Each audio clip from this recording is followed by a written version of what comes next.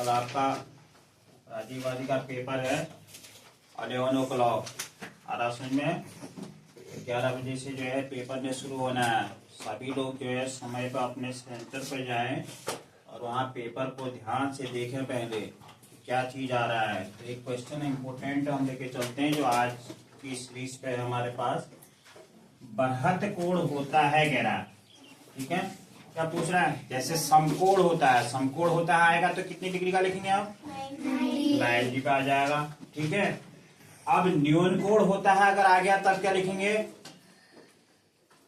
90 से कम। क्या बोलेंगे? 90 से कम का ऑप्शन जो दिया होगा वो आ जाएगा वहां पर। समझ में आ रहा है? अब यहाँ पर जो है बृहत कोण जब पूछा तो बृहत कोण में क्या हो जाएगा? 180 डिग्री से अधिक तथा 360 डिग्री से कम का जो कोण होता है वो क्या कहलाता है? बृहत कोण कहलाता है। क्या 180 से तो अधिक होगा वो और 360 से कम का होगा तो उसे हम क्या कहेंगे? बृहत कोण कहेंगे। समझ में आ गया? सरल कोण अगर आता है तो 180 में लगा देना वहां ऑप्शन सीधे सीधे।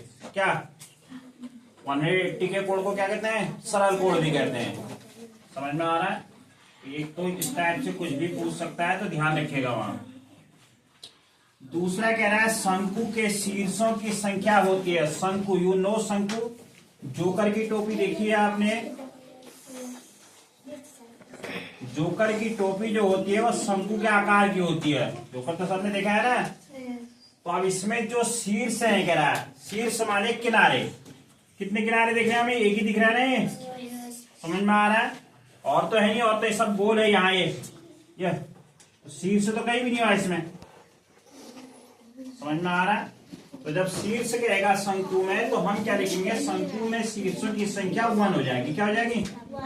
1। समझ में आ रहा है? तो इस तरीके से जो हमें ध्यान रखनी है, जो कोने होते हैं वही क्या कहलाते हैं? शीर्ष कहलाते हैं। अब मान लिया वर्ग में कितने शीर्ष होते हैं कह देगा तो वर्ग में कितने कोने हुए? 1 2 3 4 शीर्ष हो गए यहाँ पर। त्रिभुज में कितने होते हैं आएगा तो 3 हो गए।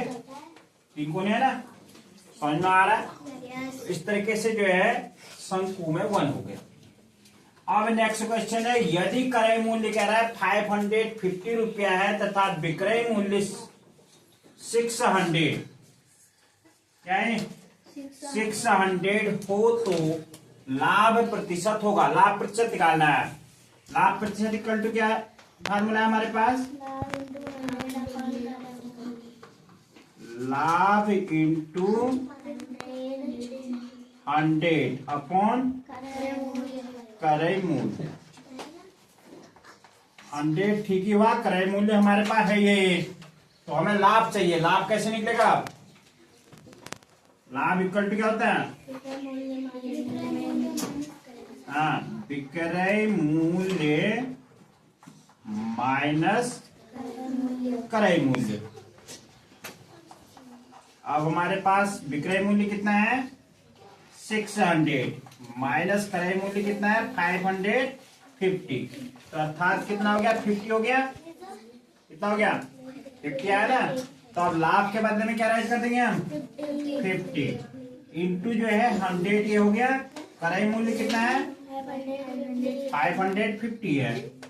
तो ये 50 0 से 0 काट दो, 5 से ये कट गया हमारा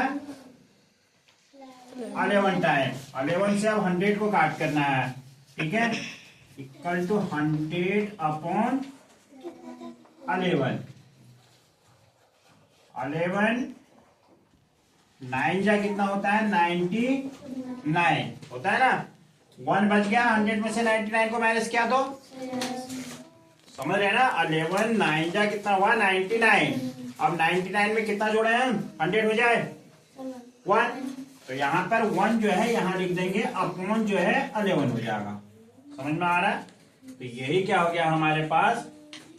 लाभ प्रतिशत होगा 9/1 अपॉन 11। एक लाभ प्रतिशत वाला अनिवार्य क्वेश्चन आपका आना है, ये ध्यान रखिएगा। समझ में आ रहा है? लाभ प्रतिशत या हानि प्रतिशत पूछेगा पक्का। That's all.